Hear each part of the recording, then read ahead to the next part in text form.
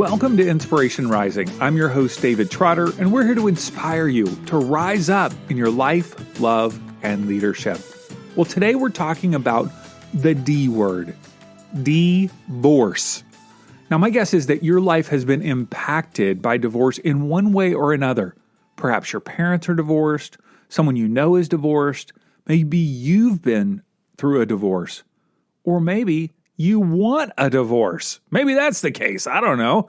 Well, no matter how divorce has impacted your life, I believe this conversation with Nikki Bruno can help you or someone you know.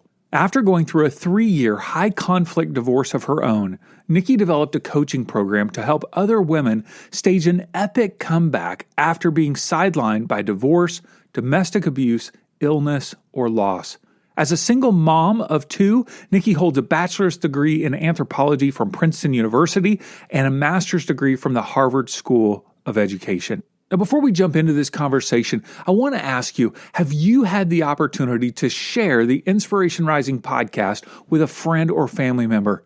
Is there someone who this podcast might be able to inspire, help, or encourage on a weekly basis?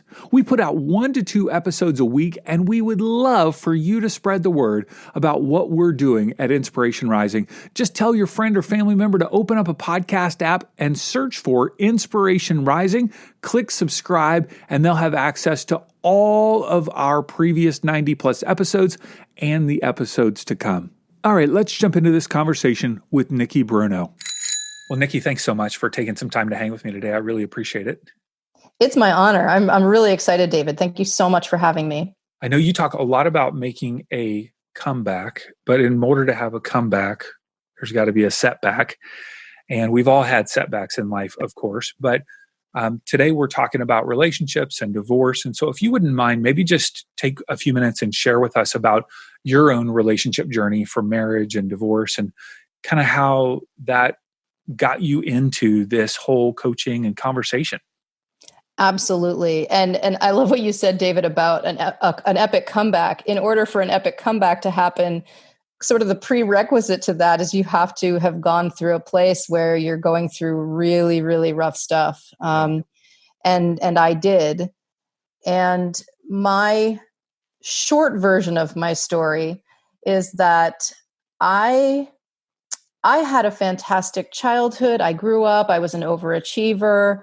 I went through Princeton and Harvard. And the narrative that I told myself about my life was that I was going to meet the man of my dreams and marry him and have children and live happily ever after, which is a very familiar narrative, I'm sure, to those of you listening. Yes.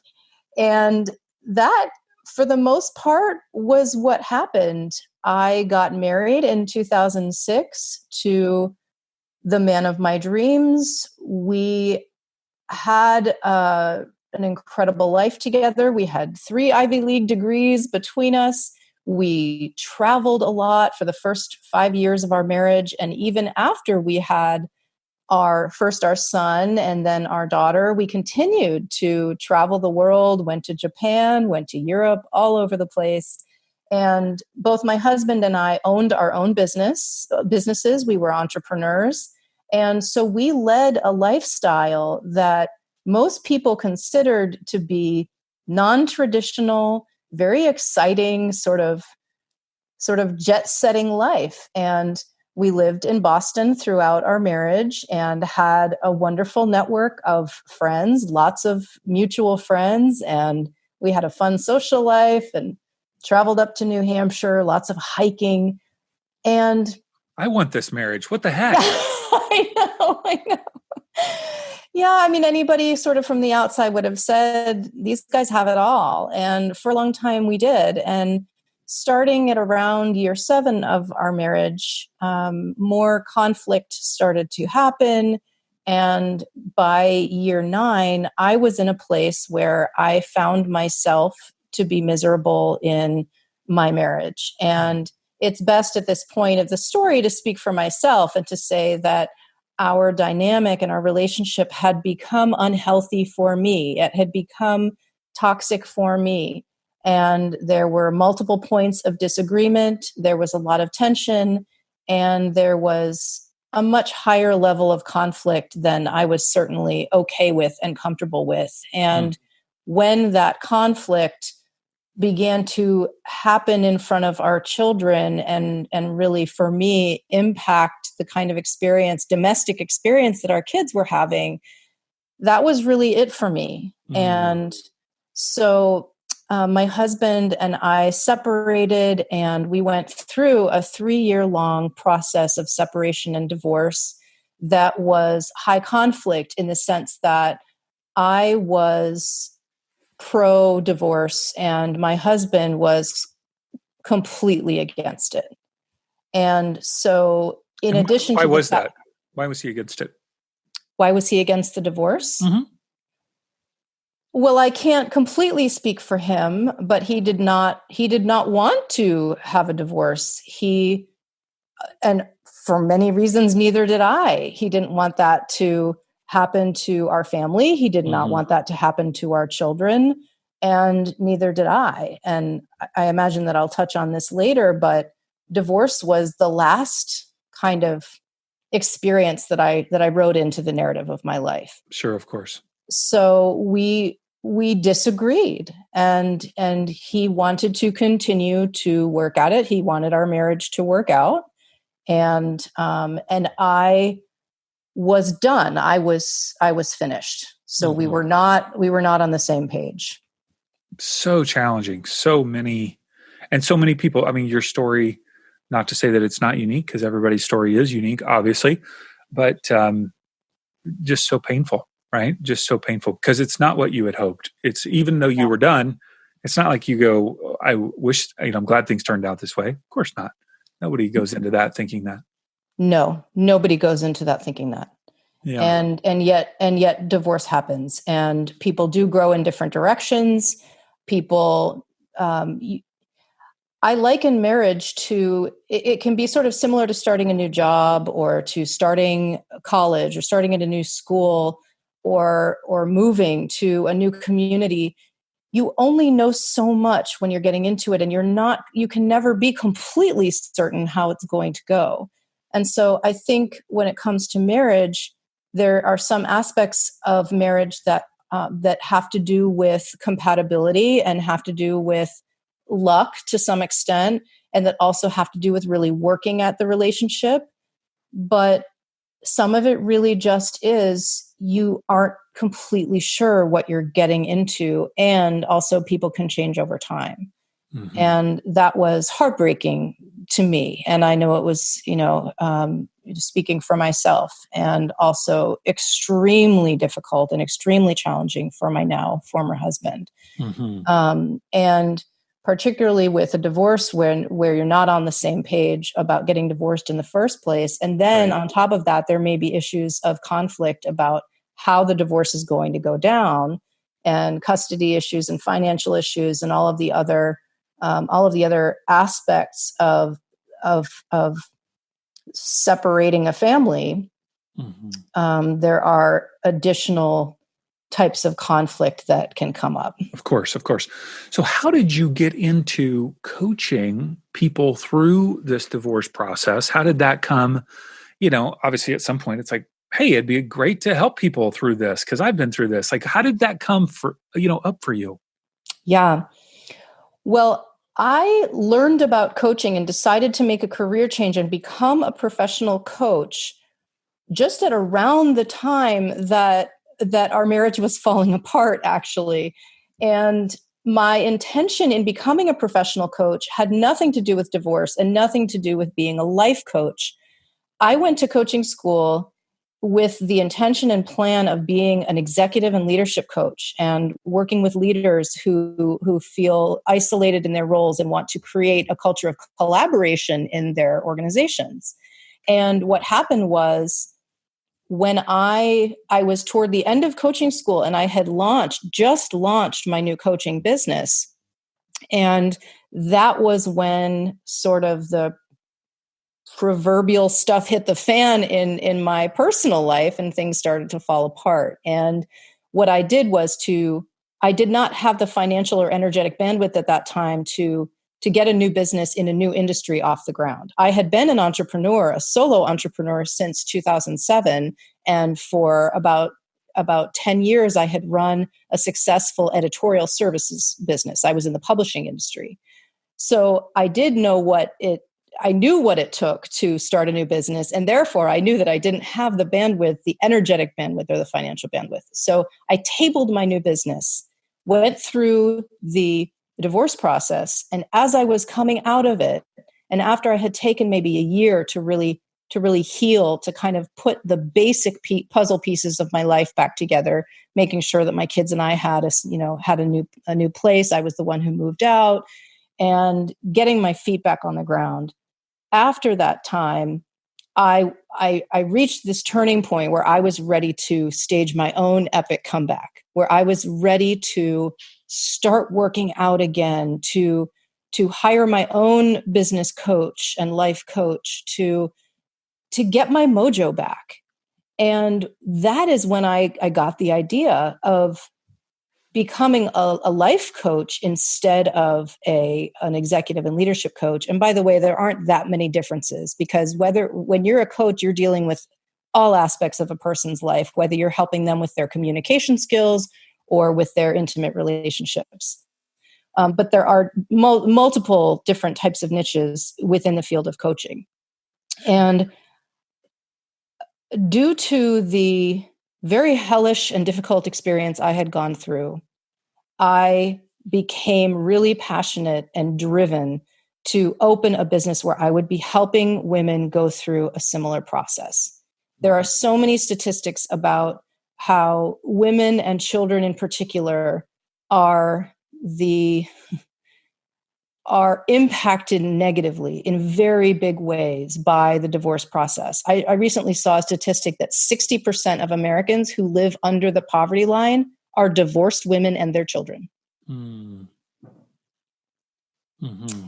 And so my passion for doing this work was very, very much part of my own comeback, my own reclaiming my relationship with myself, reclaiming my relationship with my career, my work, and more.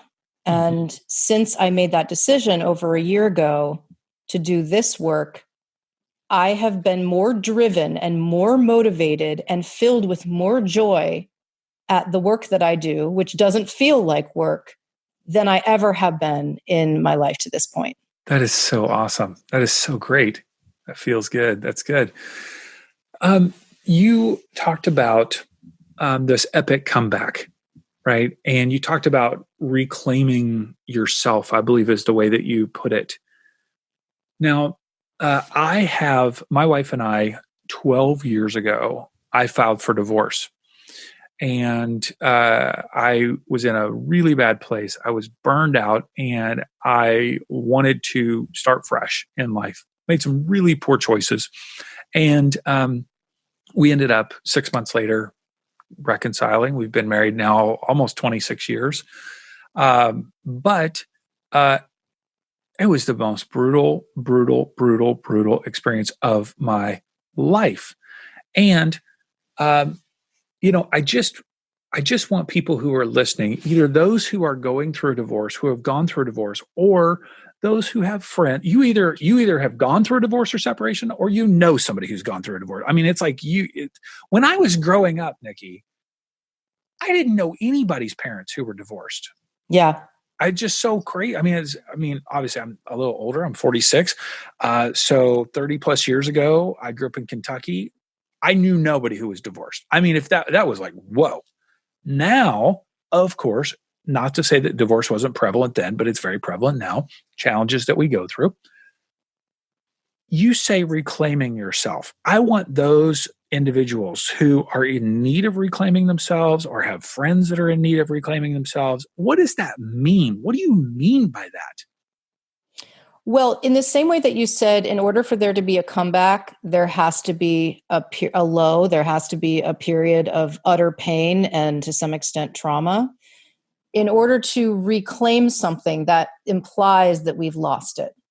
And what I have discovered about myself, and by the way, I'm 43, I'm not that much younger than you are. What I've discovered about myself is that my greatest fear in life is to lose touch with myself. I call it my sacred relationship with myself. I've always had a really strong and important relationship with myself that involves loving myself, respecting myself, making sure that I have what I need in order to flourish. It's about also having trust in myself and sort of compassion for myself when I mess up, and a strong sense of identity. And when you go through a divorce, and in particular when you go through a high conflict divorce, where you've got enormous sources of disagreement and tension with the person you have probably been most intimate with in your entire life, had children with this person, shared the good, the bad, and the ugly of who you are, it tears at the fabric of your own impression of yourself. You are questioning.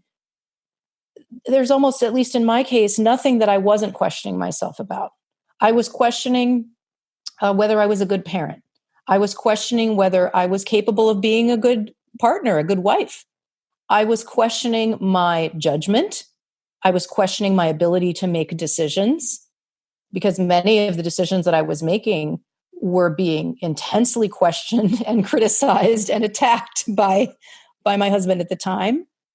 And also potentially and actually by some of the other people in my life who didn't really know the story, or who were questioning, who were wondering, what the heck has happened here, Nikki? What's going on with you? What's going on with your family? And so I was losing that sense of myself as being a good person, being an effective person, being competent in my work. I mean, really, there wasn't anything that wasn't coming under kind of my own personal microscope. And I've always been my own kind of harshest critic, in addition to having that sacred relationship with myself. So that's what I'm talking about for my program and with my clients. The work that we do is a process of reclamation. And there are 3 different areas, or what I call pillars, of the Epic Comeback Framework. And the first one is reclaiming your relationship with yourself so that you trust yourself again, so that you're able to follow your intuition, so that you believe that you are a worthy and good person on this planet. If you're feeling stuck and want 2020 to be different than 2019, I want to help you launch your life. Now, my guess is you've been wanting to make a change in your life, but you feel overwhelmed, unequipped, alone, or all 3. And I got to tell you, my superpower, the thing that lights me up more than anything else, is helping people just like you cultivate a powerful, positive mindset, get clear about what you really want in life, and help you develop a workable plan to accomplish your goals. The next session of the Launch Your Life 8-week online course and coaching program begins on January 15th, 2020, and space is limited to 20 people. To learn more, visit insporising.com/launch. That's insporising.com/launch, or you can text me directly, 949-335-2925. That's 949-335-2925. I'd love to help you get unstuck, clarify your goals, and take your life to the next level. This sense of losing, you said, really the fabric of your being torn apart and questioning all of these different aspects of life. Would you say that 100% of people that go through divorce experience that, or the majority? That's something that's really hard to kind of pull statistics on. Your clients. My clients, absolutely, because my clients are attracted to the framework that I've created for them. And so my clients are coming to me saying things like, I don't know who I am anymore. I don't know who I am now.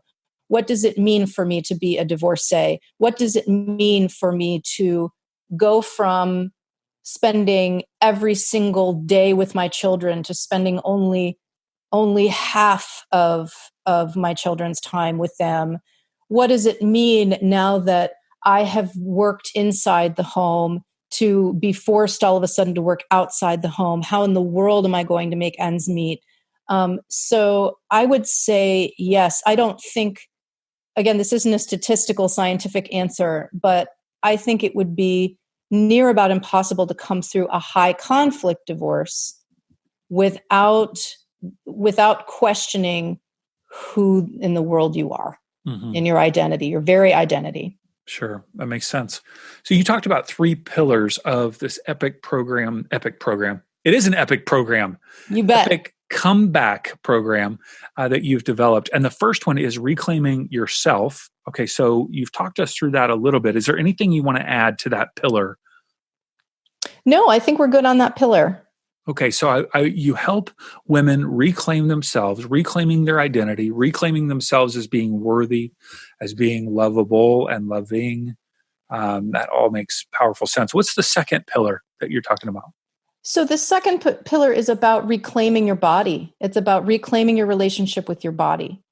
And there are a lot of health problems, mental health, medical health, physical health, just in general health problems that are closely associated with trauma and closely associated with going through a high conflict situation, including divorce. And I could name them right off, from depression to anxiety to insomnia to low self-esteem, kinds of things that I was talking about before with reclaiming yourself, to autoimmune disorders, dramatic weight loss, dramatic weight gain, diabetes, all different kinds of mental and physical problems that people go through when they are in such a high level of stress and conflict, chronic fatigue, all sorts of conditions. And so the second pillar is about reclaiming your relationship with your own body.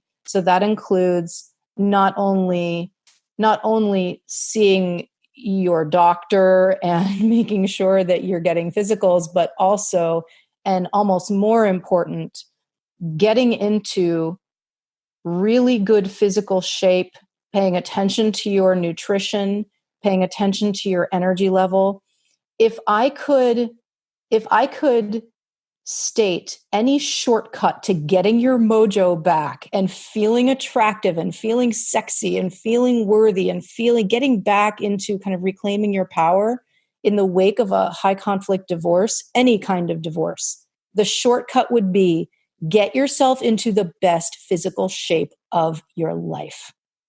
And that was the beginning of my epic comeback. In addition to making a decision to start my new business, I looked in the mirror. This was the turning point for my comeback. I looked in the mirror and I said, Nikki, this isn't funny anymore. I had gained 30 pounds over my happy weight, and I had spent 3 years not working out, which wasn't normal for me, and eating comfort food, basically not having a particularly healthy diet, which also wasn't normal for me.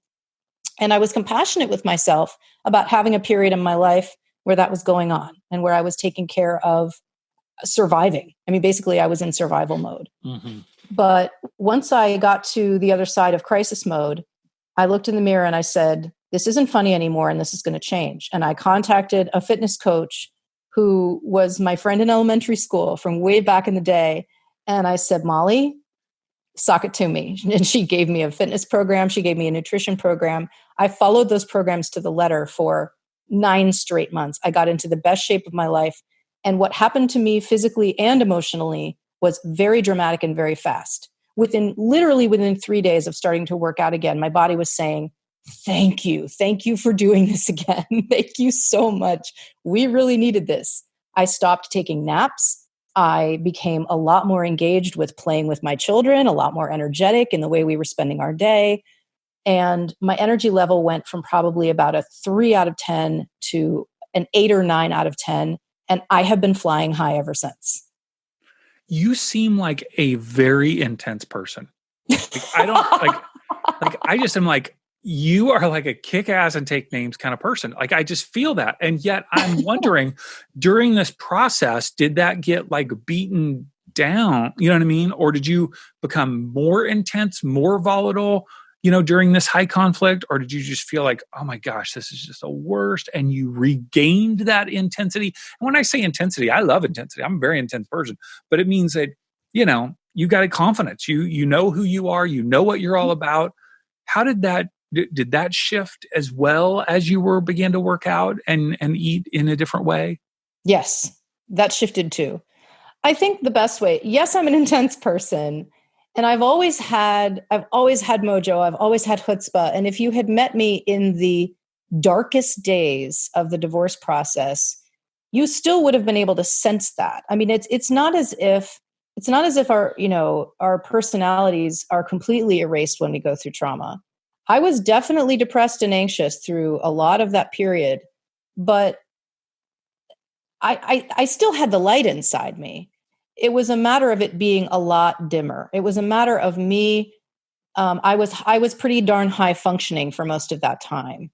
And so it was a matter of my light being dimmer. And it was also a matter of me not experiencing internally the kind of joy, and joy is absolutely the right word for it, that I normally would on a day-to-day basis. I mean, I can tell you for a period of about 2.5 to 3 years, when I did experience joy, it was almost invariably involved with parenting, with being with my young children. Hmm. And I thought you were going to say alcohol for a minute, but okay. Alcohol and parenting together. It was a great combination. That's hilarious. No, I didn't turn to alcohol, I'm glad to say. But I can't really say I'd get all judgmental about somebody who did, because it's just so hard. But right. But yeah, my light was a lot dimmer, and people who know me well would agree, and were saying things like that, like, Nikki, I want you to be feeling joy again.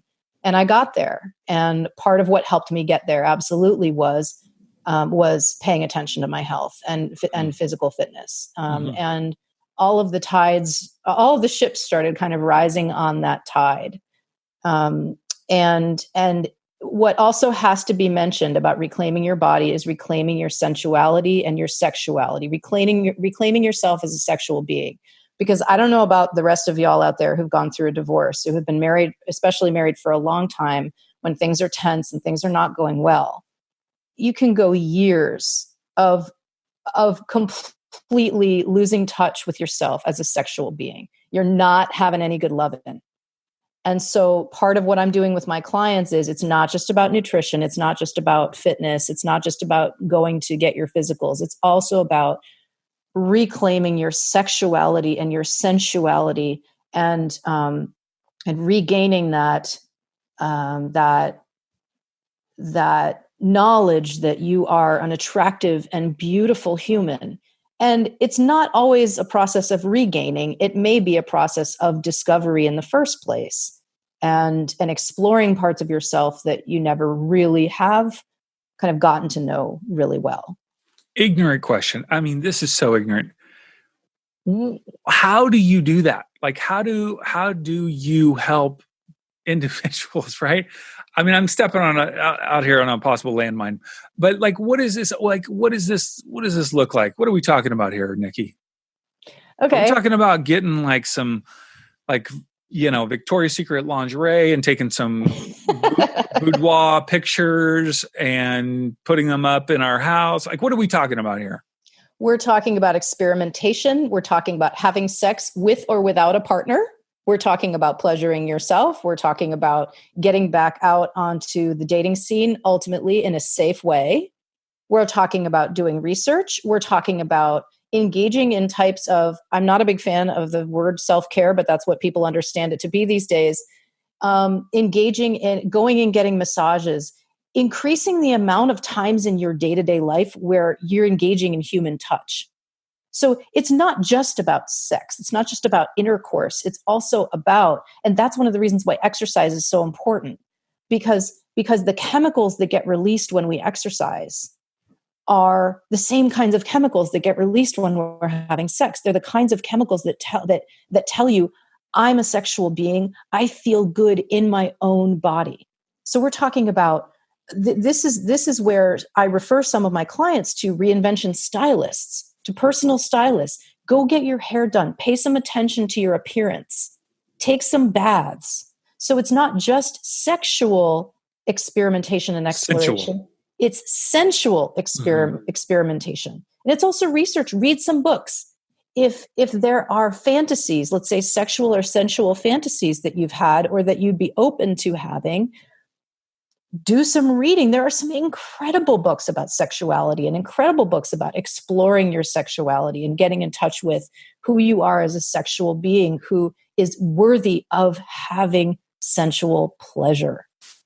And that's a big part. I want you to hone in on that. Worthy of having sensual pleasure.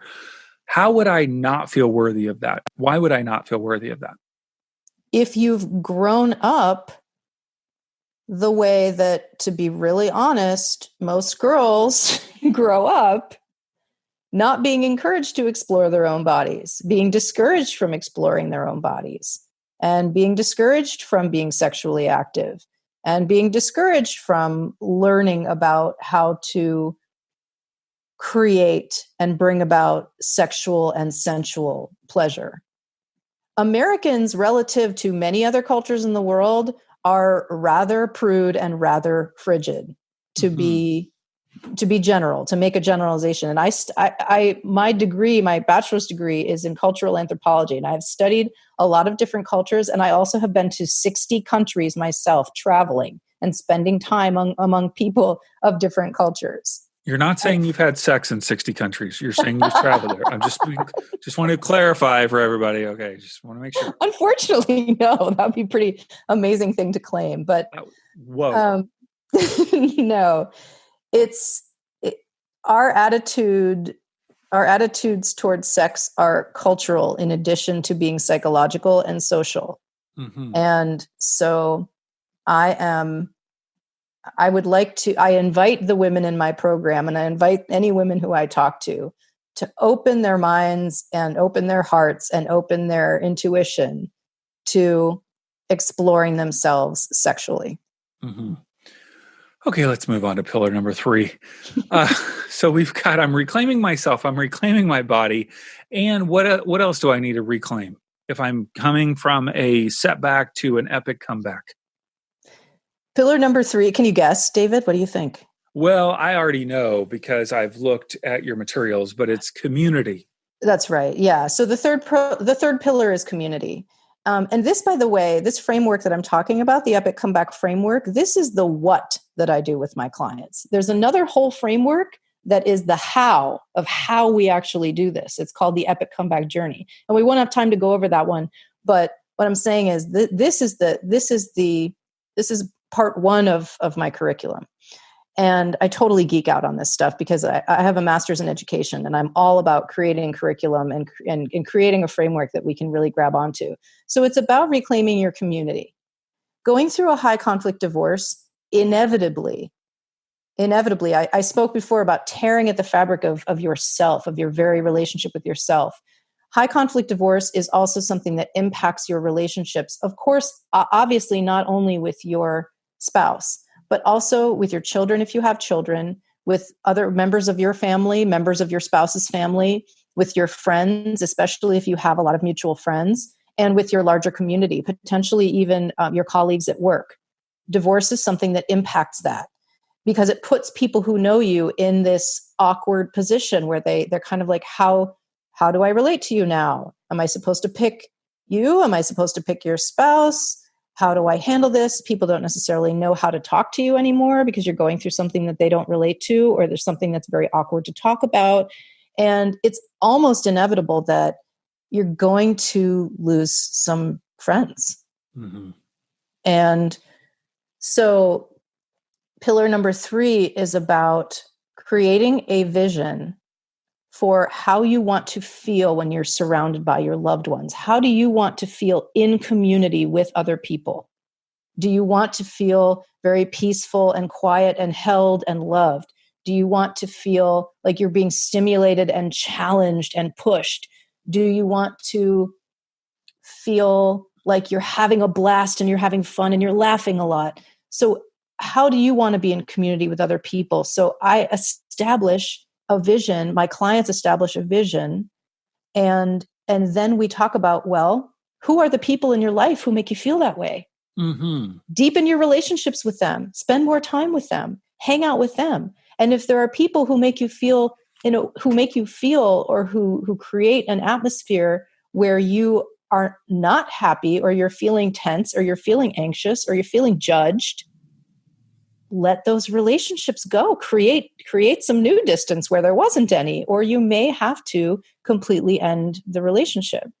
And it's really about curating a VIP crew of people who surround you on a day-to-day, week-to-week, month-to-month basis, who are going to help you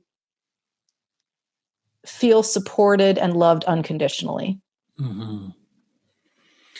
That is not easy. I'm almost going to say that the first two are a cakewalk compared to that last one. Maybe I don't know.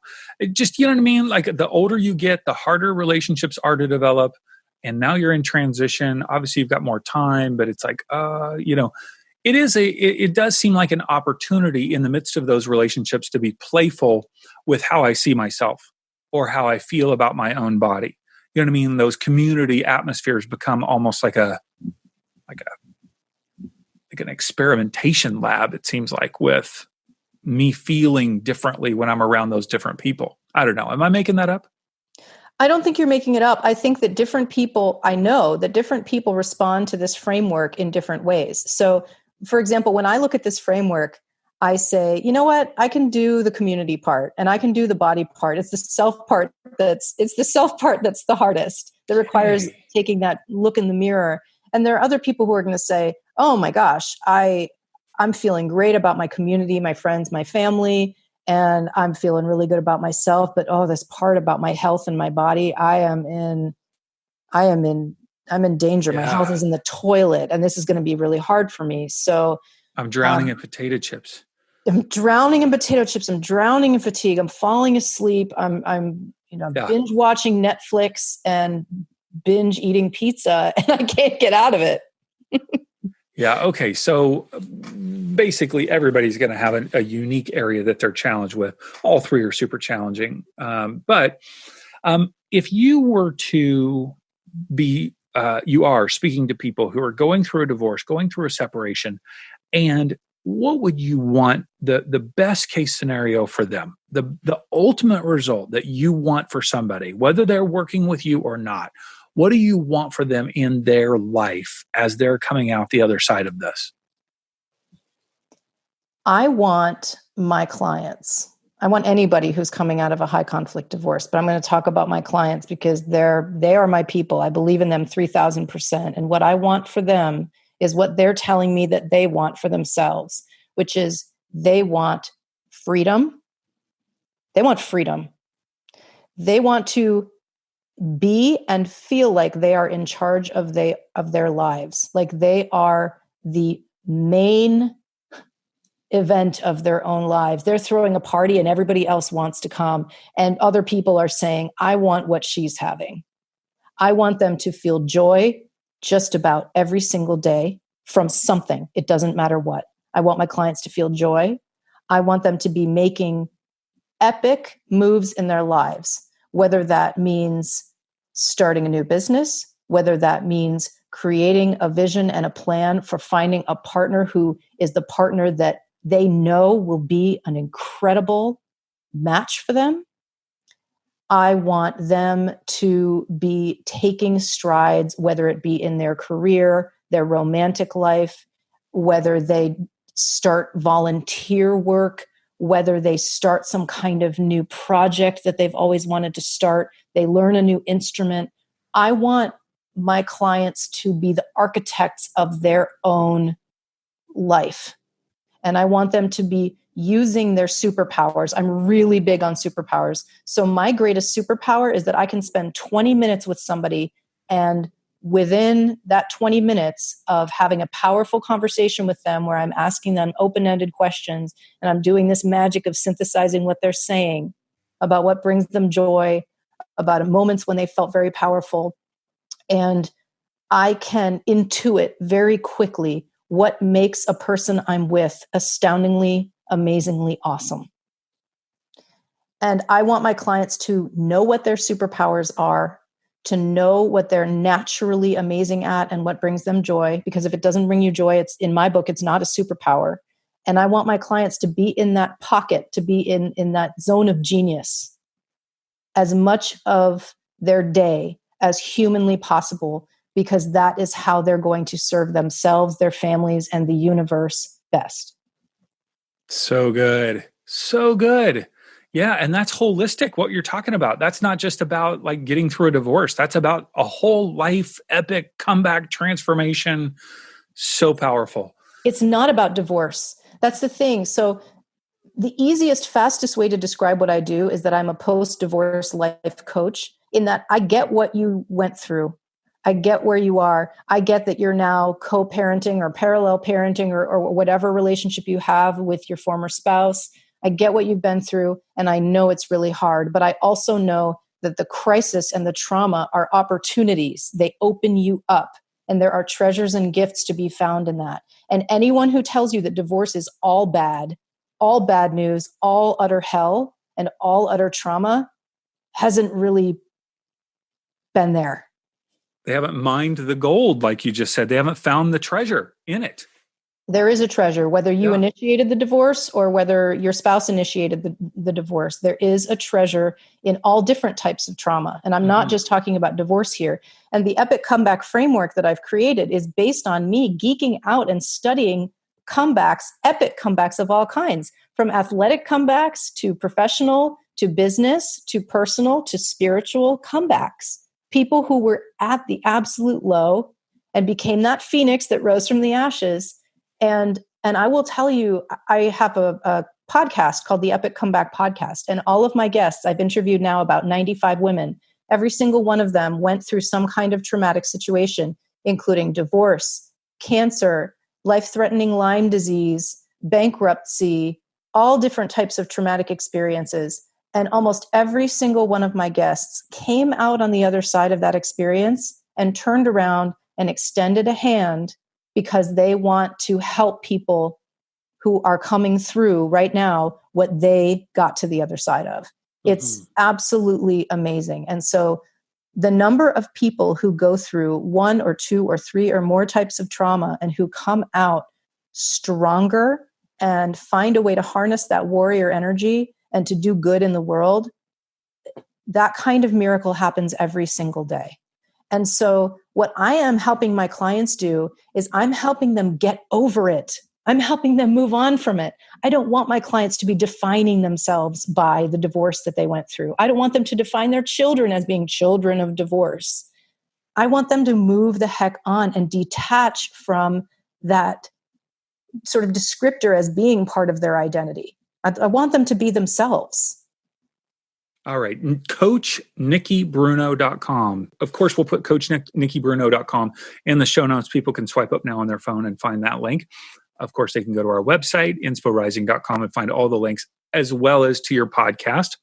And I do want to point out that you are offering 4 free videos on reclaiming your life after divorce.